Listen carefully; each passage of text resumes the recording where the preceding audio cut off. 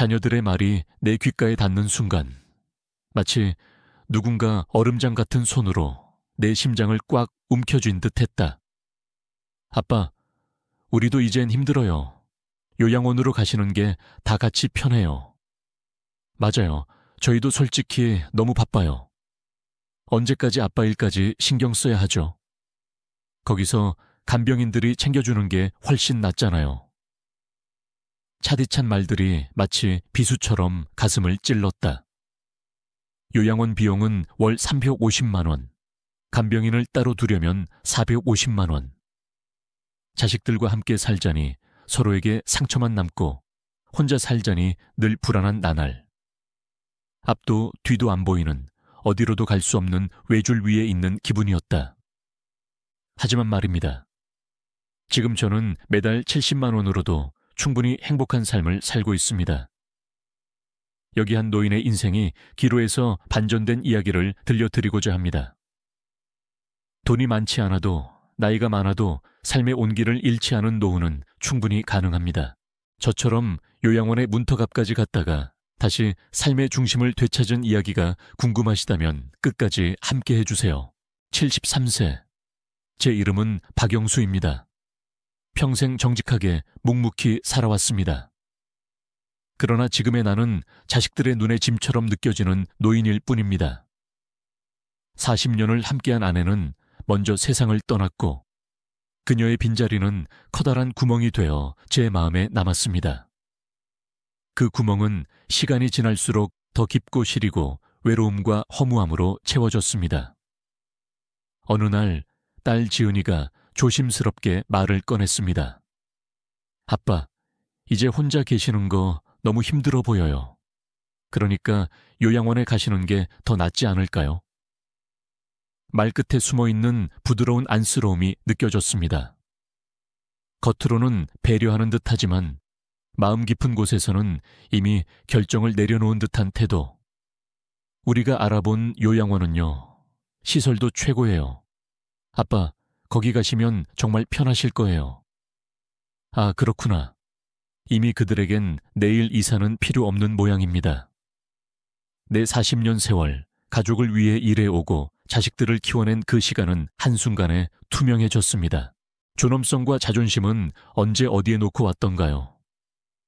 그토록 아끼고 사랑했던 가족에게 내가 짐이 되었다는 사실은 그 어떤 말보다도 가혹했습니다. 아버지, 우리도 이제 더는 책임질 수 없어요.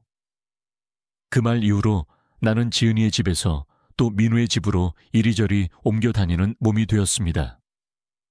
한 번도 내 의지대로 움직여 본 적 없는 내 낡은 짐을 옮기는 일보다도 마음이 먼저 무너졌습니다. 내 짐들은 집안 구석구석에 놓여 있었지만 마치 나 자신의 무게처럼 느껴졌습니다. 점점 더 눈치를 보게 되었고 그 짐은 마치 당신은 불편한 존재입니다 라고 말하는 듯 했습니다. 결국 그들은 요양원 안내 책자를 내 앞에 펼쳐 보이며 마치 인생의 종착역을 골라야 한다는 듯 말했습니다. 첫 번째로 방문한 요양원, 회색빛 벽과 생기 없는 복도, 무표정한 사람들. 그 공간은 마치 시간조차 멈춘 듯했고 희망마저 색을 잃은 듯했습니다.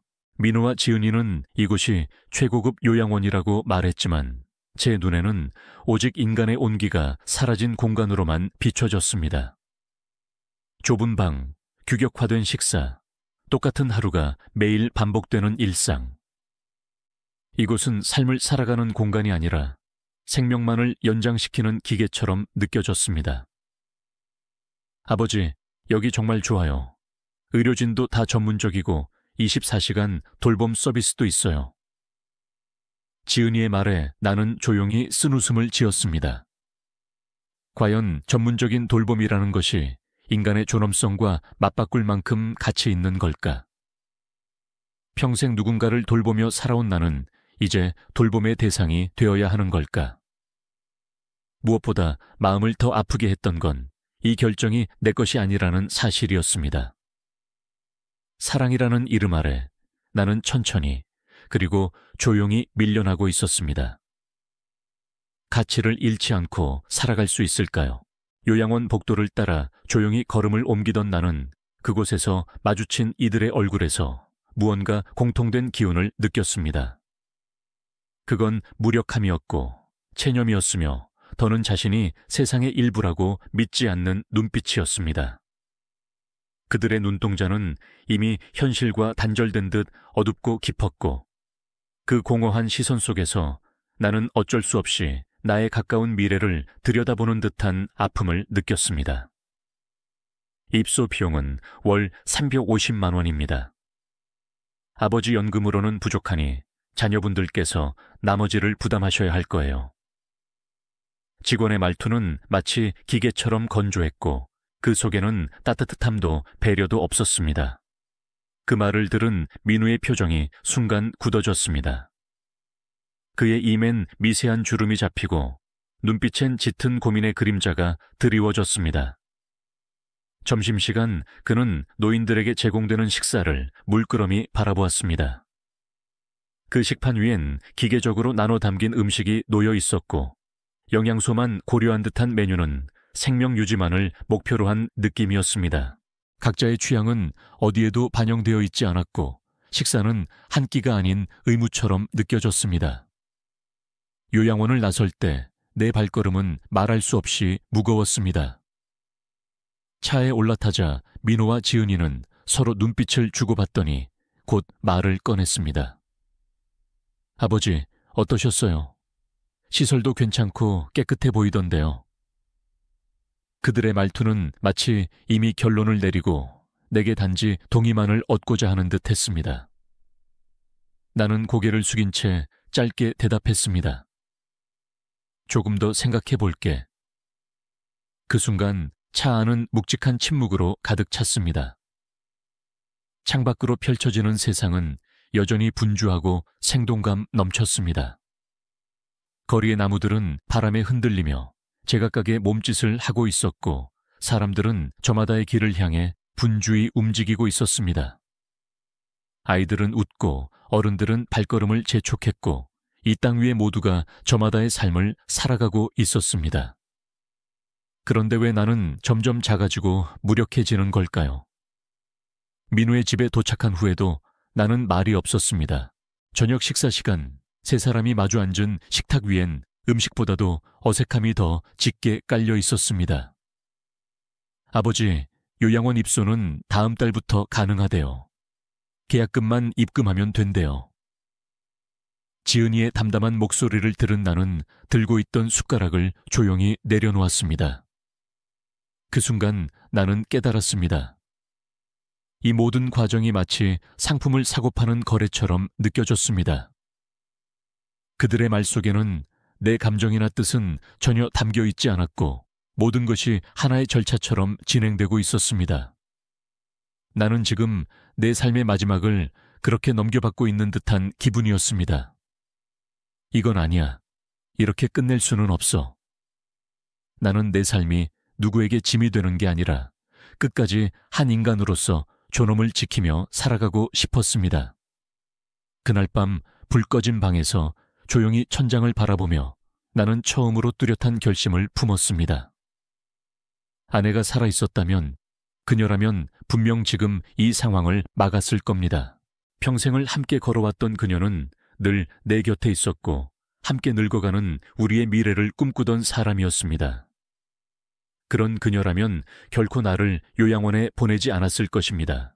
다음 날 아침 나는 아주 이른 시각에 잠에서 깨었습니다. 옷을 갈아입고 조용히 집을 나섰습니다. 어디를 가겠다는 뚜렷한 목적은 없었지만 그저 걷고 싶었습니다. 지금 이 순간 이 걸음 하나하나가 내 인생의 방향을 바꿔줄 것만 같았습니다. 카카오 공원에 도착해 벤치에 앉았습니다. 아침 햇살 속에서 산책 중인 노인들이 눈에 들어왔습니다. 그중 몇 명은 서로 이야기를 나누며 미소를 짓고 있었고 혼자 조용히 태극권을 수련하는 이도 보였습니다. 그들은 적어도 지금 이 순간 자신이 살아있음을 느끼고 있는 듯 했습니다. 아, 오늘도 상쾌한 아침이네요. 옆 벤치에 앉은 노인이 환한 목소리로 말을 걸었습니다.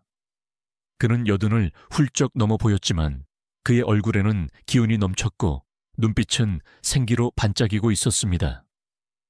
내일 아침을 이렇게 살아내는 사람들이 있다는 사실이 내 가슴 깊은 곳에서 뭔가를 흔들었습니다. 바로 그 순간 나는 확신했습니다. 내 삶은 아직 끝나지 않았으며 내 방식대로 살아갈 이유가 충분하다는 것을. 나오세요. 한 노인의 환한 목소리가 공원의 고요한 아침 공기를 흔들었습니다. 10년째예요. 단 하루도 빠진 적이 없죠. 내 하루는 여기서 시작돼야 하거든요.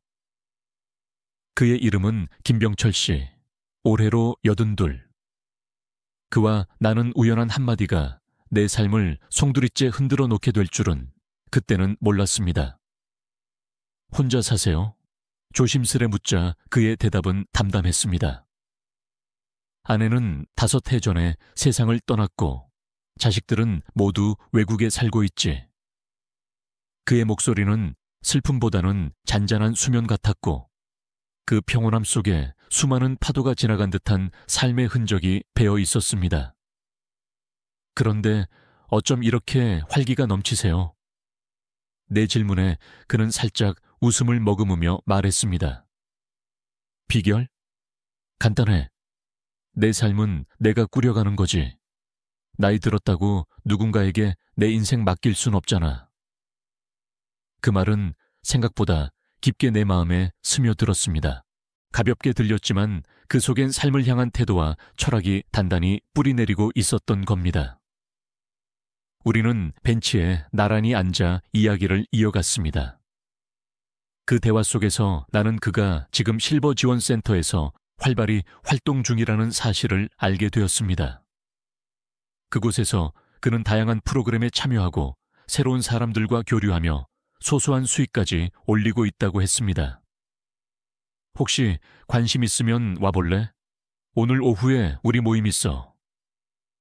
망설일 틈도 없이 나는 고개를 끄덕였습니다. 그 말에 담긴 초대는 단순한 참여의 권유가 아니라 새로운 세계로의 문을 열어주는 열쇠 같았습니다. 센터를 처음 찾았을 때 나는 놀라움과 동시에 안도감을 느꼈습니다. 내가 막연히 떠올리던 노인의 공간은 칙칙한 회색벽, 생기 없는 복도, 무표정한 얼굴, 반복되는 하루였습니다. 하지만 이곳은 정반대였습니다. 활기차고 역동적이며 무엇보다 살아있음의 기운으로 가득했습니다. 여기서는 우리가 주인공이에요. 김병철 씨의 말처럼 이곳에선 누구도 돌봄의 대상이 아니었습니다. 각자가 자기 삶의 주인으로서 스스로를 이끌어가고 있었습니다. 그날 나는 다양한 사람들과 인사를 나누었습니다.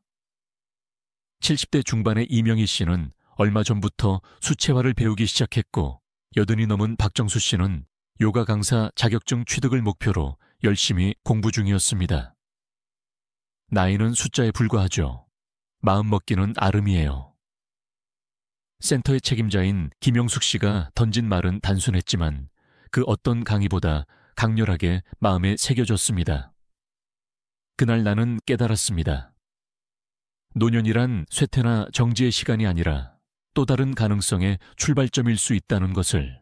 누군가는 걸어본 적 없는 새로운 길을 나는 지금 막 첫 발을 내딛고 있었던 것입니다. 저녁이 되자 우리는 식당에 둘러앉아 식사를 함께 했습니다. 텃밭에서 직접 키운 채소로 만든 음식들은 정성스러웠고 식사 중에도 끊임없이 이야기가 오갔습니다.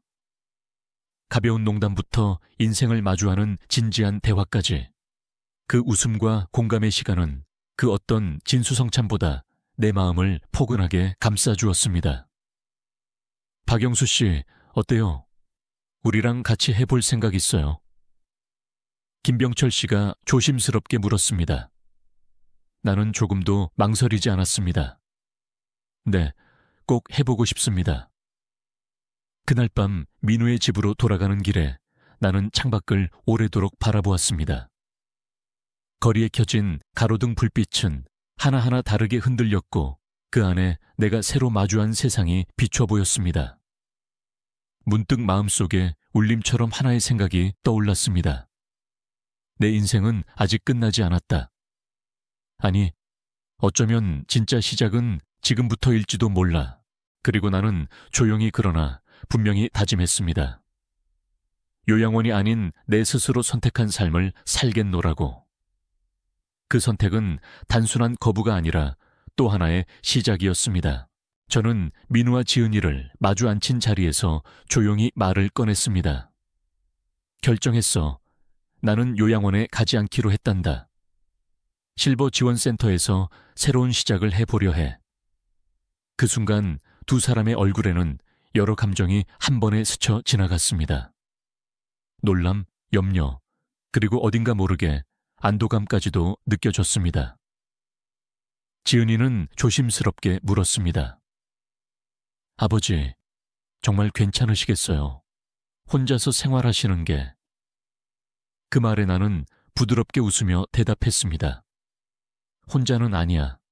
새로운 친구들과 함께 할 거니까 아빠의 선택을 존중해 줬으면 좋겠구나. 말 끝에는 나도 모르게 떨림이 묻어났지만 그 진심이 닿았는지 그들도 더 이상 반대하지 않았습니다. 아직 완전히 납득한 것은 아니었겠지만 적어도 내 결심을 꺾으려 하지는 않았습니다. 그 순간 내 마음의 번뜩이는 확신이 자리 잡기 시작했습니다. 실버 지원센터 안내 포스터는 내게 단순한 정보지가 아니었습니다. 노인을 위한 공동체, 당신의 새로운 인생을 시작하세요. 그 평범한 문구가 이상하게도 내 가슴속에 따뜻한 빛 한 줄기를 비추는 듯 했습니다. 마치 인생이라는 것엔 파도 속에서 던져진 구명줄 같았지요.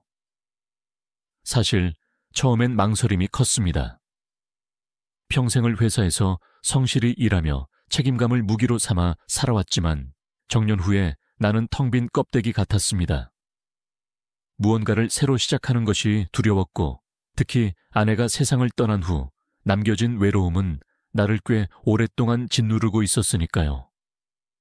하지만 센터의 프로그램들을 하나둘 들여다보면서 조금씩 기대감이 피어올랐습니다.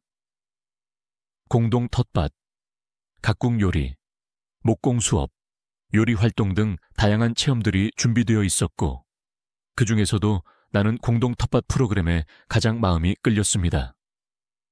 도시에서 나고 자란 내가 흙을 만져본 적은 거의 없었지만 무언가를 키워낸다는 생각만으로도 가슴이 뛰었습니다. 어르신, 처음이시라면 제가 도와드릴게요. 프로그램 담당자가 다정한 미소로 다가왔습니다. 그녀의 눈빛은 마치 얼어붙은 내 마음을 부드럽게 녹여주는 온기처럼 느껴졌습니다. 제 나이에 새로운 걸 시작하는 게 쉽지 않을 것 같아요. 입술 사이로 흐느끼듯 나온 제 말은 솔직한 두려움이었습니다. 그녀는 단호하지만 따뜻한 말투로 말했습니다. 나이는 걸림돌이 아니라 삶의 또 다른 시작이에요. 경력보다 중요한 건 용기예요. 그 말은 나도 모르게 굳게 닫혔던 마음의 문을 조금씩 열어주었습니다. 텃밭 수업 첫날, 흙을 손에 쥐는 일조차 어색했습니다.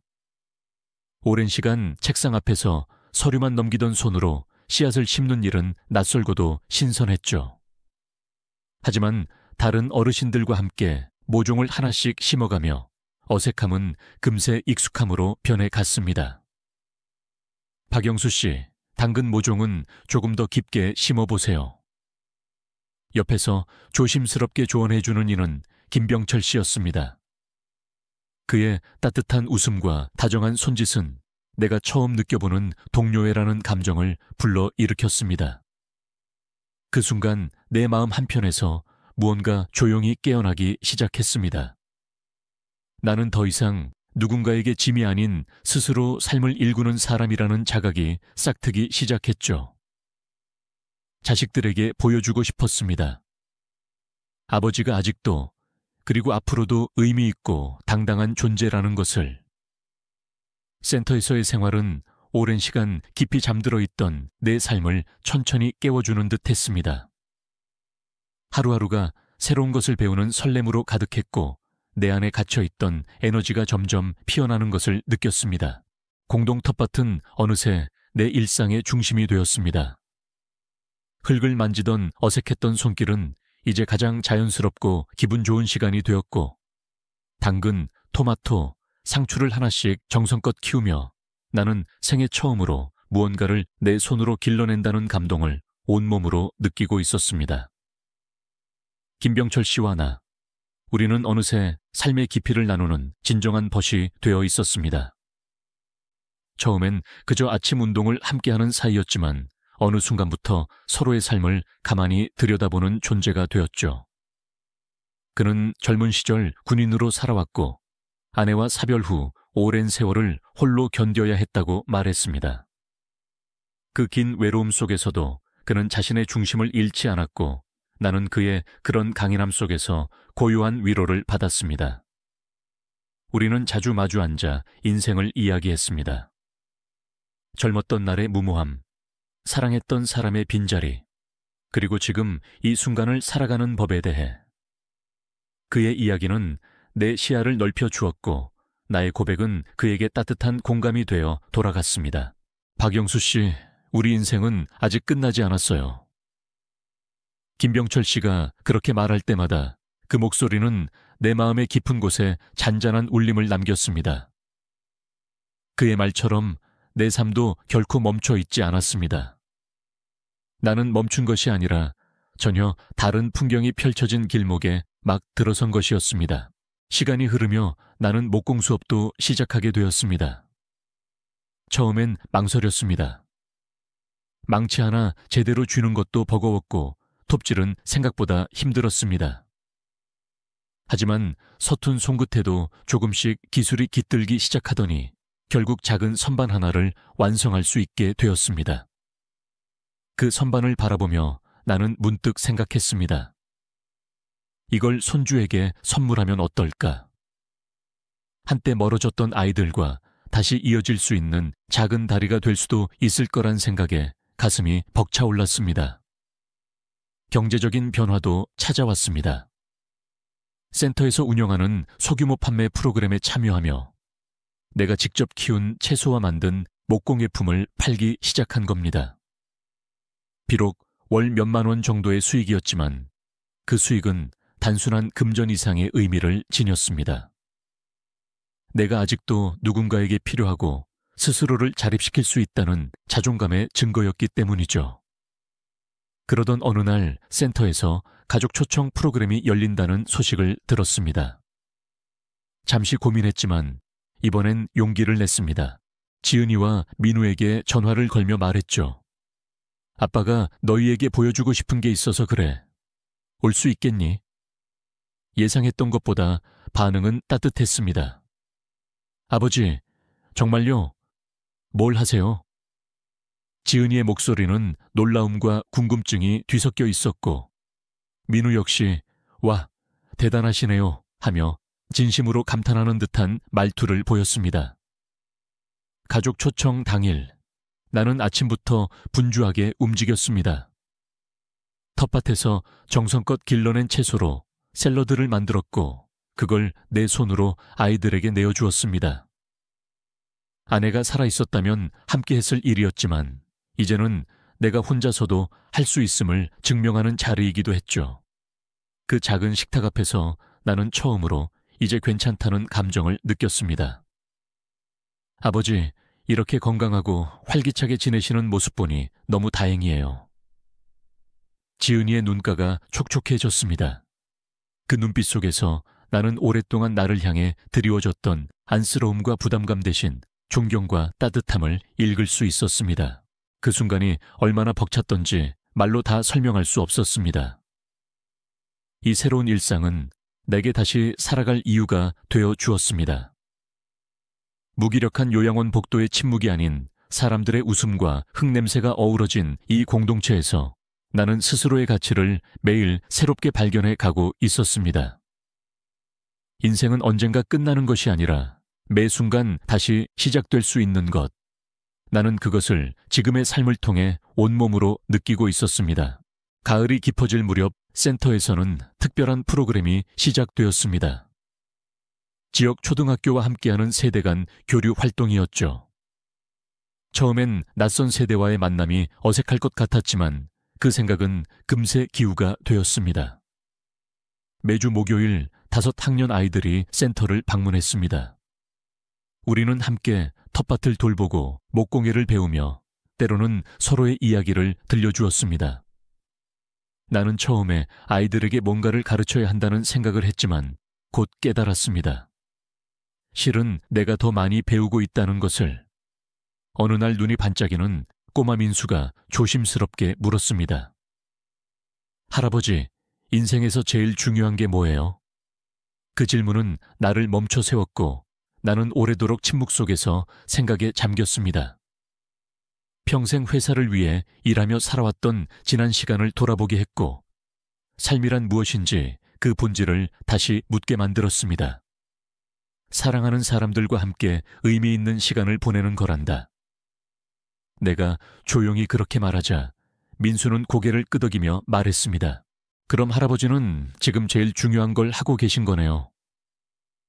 그 말에 나는 웃었습니다. 그래, 어쩌면 지금이 내 인생에서 가장 귀한 시간일지도 모르겠구나. 그는 진심이 담긴 눈빛으로 제 말을 듣고 조용히 고개를 끄덕였습니다. 그 짧은 순간 저는 제 인생의 의미를 다시금 정면으로 마주하게 되었습니다. 그저 살아내기 바빴던 날들 속에서 놓쳐왔던 것들, 진짜 나의 가치, 진짜 나의 존재 이유가 그 순간 선명하게 떠올랐습니다. 그리고 며칠 뒤 김선영 선생님의 제안으로 우리는 마을 축제에 참가하게 되었습니다. 그동안 우리가 정성껏 키운 텃밭 채소와 손수 만든 목공예품을 붓으로 내놓고 수익금은 지역 아동센터에 기부하기로 했지요. 처음으로 내가 살아온 삶이 누군가에게 작게나마 도움이 될 수 있다는 사실에 가슴 깊은 곳이 뭉클하게 울렸습니다. 수십 년 동안 회사와 가정 사이에서 쳇바퀴처럼 살아온 인생이 이제야 의미라는 이름을 갖게 된 것 같았습니다. 축제 당일 저는 큰 용기를 내어 지은이와 민우에게 초대장을 건넸습니다. 아이들이 와줄까 망설였지만 그들은 웃는 얼굴로 축제장을 찾아왔고 내가 만든 나무 화분과 장식 소품을 보며 이걸 정말 아버지가 직접 만드신 거예요? 하고 놀라워했습니다. 그날 민우는 제 옆에 서서 지나가는 사람들에게 이건 저희 아버지가 만든 겁니다. 라고 자랑스레 말했고 지은이는 친구들에게 제 부스를 소개하며 사진을 찍고 환하게 웃었습니다. 그 순간 저는 분명히 느꼈습니다. 나는 이제 가족에게 짐이 아닌 자랑이 되어가고 있다는 사실을요. 한때 요양원으로 보내질 뻔했던 내 인생이 이렇게 따뜻하고 생기 있는 방향으로 다시 피어날 수 있다니 그 자체가 기적 같았습니다. 무채색이던 회사 생활, 40년 동안 한 번도 느껴보지 못했던 참된 성취감과 기쁨이 이제는 매일같이 제 가슴을 가득 채우고 있었습니다. 제가 월 70만 원으로 건강하고 품위 있는 노후를 보내게 된 비결은 어렵거나 특별한 것이 아니었습니다. 값비싼 요양원의 울타리가 아니라 함께 숨쉬는 공동체 안에서 살아가는 삶. 그것이야말로 진짜 노후의 본질이었습니다. 실버 지원센터의 월 회비는 고작 5만 원이지만 그 금액으로 저는 운동, 여가, 배움, 관계, 식사까지 모두 누릴 수 있었습니다. 매일 아침 센터에 도착하면 함께 운동하며 몸을 풀고 반가운 친구들과 웃으며 점심을 나누며 하루를 시작합니다. 혼자라면 무심히 흘러갔을 시간들이 이곳에선 소중하고 따뜻한 추억으로 남습니다. 식비는 월 20만 원. 비록 물가가 오르고 장보기도 예전 같지 않지만 텃밭에서 수확한 상추, 고추, 마늘을 활용하다 보니 장보는 횟수도 줄고 건강도 챙기게 되었죠. 그야말로 손이 땅에 닿는 순간부터 입으로 이어지는 자연 그대로의 생활입니다. 교통비는 월 7만 원. 지하철과 버스를 타고 가까운 산책길이며 공연장도 자유롭게 다닙니다. 경로 우대 혜택 덕분에 부담은 적고 이동은 더 자유로워졌습니다. 통신비는 5만 원. 저렴한 요금제를 사용하지만 영상통화도 문제없고 손주들과 소통하며 손끝으로 세상을 이어가는 데엔 부족함이 없습니다. 공과금은 월 10만 원 안팎. 전기, 수도, 가스 모두 절약은 하되 절대 불편하지 않게, 겨울엔 훈훈하게, 여름엔 시원하게 편안한 균형 속에서 지내고 있습니다. 운동과 영양제를 포함한 건강관리비는 약 8만 원. 매일 실버센터에서 하는 체조와 집에서의 스트레칭은 꼭 챙기고 하루에 하나씩 영양제도 빠뜨리지 않습니다. 건강이야말로 노후의 기반이니까요. 그 외 여가 및 생활비로 15만 원 정도를 씁니다. 가끔 친구들과 국밥 한 그릇에 소소한 수다를 나누기도 하고 혼자 영화관에 가서 오래전 보고 싶던 작품을 조용히 감상하기도 합니다. 생활 필수품도 사고 계절옷 하나쯤 새로 장만하며 스스로를 챙기고, 이런 사소한 사치들이 삶을 더 단단하게, 따뜻하게 만들어줍니다. 이렇게 매달 계획적으로 생활하면 요양원에 단조롭고 높은 비용 없이도 진심으로 편안하고 존엄한 노년을 누릴 수 있다는 것을 저는 몸소 증명하며 살아가고 있습니다. 그렇다고 해서 제가 얻은 것이 단지 절약만은 아니었습니다. 이 작은 지출 속에서 되찾은 것들은 돈으로는 환산조차 할 수 없는 것들이었습니다. 건강, 친구와의 우정, 가족의 따뜻한 시선, 그리고 잊고 지냈던 나 자신에 대한 자긍심. 무엇보다 인생의 리미트, 두 번째 기회란 어느 날 갑자기 찾아오는 게 아니라 스스로 살아보겠다고 결심하는 순간부터 시작되는 것이었습니다. 때로는 삶이 가장 따뜻하게 반전되는 순간이 가장 뜻밖의 곳에서 시작되곤 합니다. 저에게 그 시작은 실버 지원센터 한쪽 빈 공간에 차려진 작은 카페였습니다. 그 조용한 모험의 동행자는 김병철 씨였고, 우린 함께 늙은 초보 사장이 되어보기로 마음을 먹었죠. 처음부터 순탄한 길은 아니었습니다.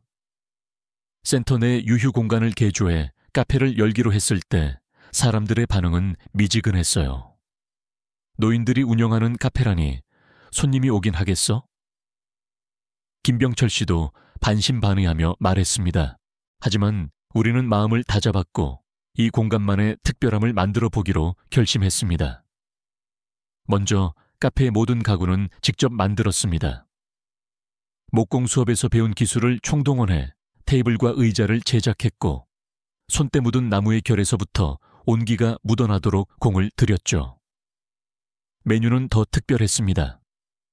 텃밭에서 손수 기른 허브로 차를 끓였고 그 안에 이야기를 함께 담았습니다. 우리의 차는 단순히 맛있는 음료가 아닌 한 사람의 인생이 우러난 시간이었습니다. 노병의 회복체는 김병철 씨의 젊은 시절, 군 생활과 재활의 순간들이 담겨 있었고, 농부의 꿈차는 제가 흙을 처음 만지고 뿌리를 심으며 새로 태어난 그날의 감정을 녹여낸 차였습니다. 손님들은 음료를 마시며 우리의 이야기를 들었고 그 안에서 저마다의 추억을 꺼내놓기 시작했죠. 예상 밖으로 입소문은 빠르게 퍼졌습니다. 지역 대학생들, 직장인들, 젊은 부부들까지도 이 조용한 카페를 찾았습니다. 한 달 평균 100만 원 가량의 수입이 생겼고 그 수익은 단순한 돈이 아니라 우리에게 경제적 자립이라는 상징이 되어 주었습니다.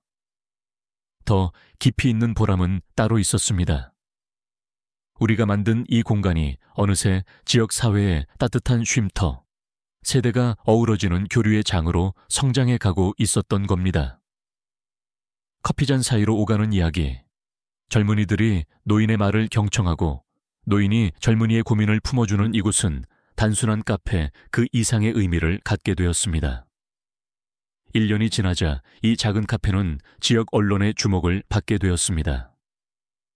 노년 도전의 현장이라는 제목의 기사는 우리를 조명했고 많은 이들에게 새로운 가능성을 전하는 계기가 되었습니다. 나이란 그저 숫자에 불과하며 진짜 인생은 마음먹는 순간부터 다시 시작될 수 있다는 걸 우리는 몸으로 보여주었습니다. 요양원이라는 단어가 머릿속을 맴돌던 시절이 있었습니다. 그저 누군가에게 짐이 되어버린 듯한 삶. 하지만 지금의 제 모습을 본 지은이와 민우는 말이 없었습니다. 대신 그들의 눈빛에는 말보다 더 큰 감정이 담겨 있었습니다. 부담감이나 책임감이 아닌 존경 그리고 믿음. 아버지, 이렇게 멋지게 살아가실 줄 몰랐어요. 그날 한마디에 내 지난 모든 두려움과 슬픔이 눈 녹듯 사라졌습니다. 계절이 흐르듯 재산도 천천히 다른 색으로 물들고 있습니다. 매일 새로운 도전이 기다리고 매일 배움이 있습니다. 노년은 인생의 끝이 아니라 새로운 시작을 위한 문턱이라는 사실을 저는 이제 확신할 수 있습니다. 이 이야기를 통해 제가 전하고 싶은 건 아주 간단합니다. 나이는 당신의 가능성을 가둘 수 없습니다. 요양원의 차가운 복도에서가 아니라 따뜻한 공동체 안에서 인생의 마지막 장을 써내려갈 수 있습니다. 그리고 그 마지막 장은 때로 인생에서 가장 아름답고 강렬한 한 페이지가 되기도 합니다. 이 이야기는 아직 끝나지 않았습니다. 아니, 어쩌면 지금 막 진짜 이야기가 시작되려는 참인지도 모릅니다. 부디 이 이야기가 지금 이 순간 어딘가에서 삶을 포기하고 싶은 노인 한 사람에게 조용히 손 내미는 희망이 되기를 바랍니다. 요양원은 선택지일 뿐 결론이 아닙니다. 당신의 삶은 당신 스스로 다시 써 내려갈 수 있습니다. 지금 이 순간 누군가에게 용기를 전하고 싶으시다면 이 이야기를 함께 나눠주세요.